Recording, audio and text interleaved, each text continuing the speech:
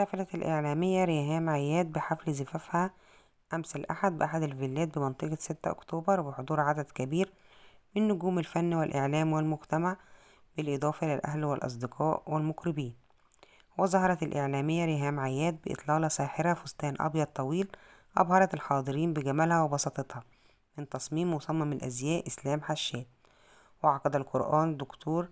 نظير عياد مفتي الجمهورية، وشهد على العقد الدكتور أسامة الأزهري وزير الأوقاف، بحضور نجوم الفن والشخصيات العامة التي حرصت أن تحتفل مع الإعلامية ريهام عياد ومشاركتها هذه اللحظات السعيدة. ومن بين أبرز الحضور نقيب الإعلاميين طارق سعدة، والإعلامية سهير جودة، والإعلامي أحمد عبدون، والإعلامية سالي شاهين، والنائب محمد الجرحي، والنائب السابق محمد إسماعيل، والفنانة زينة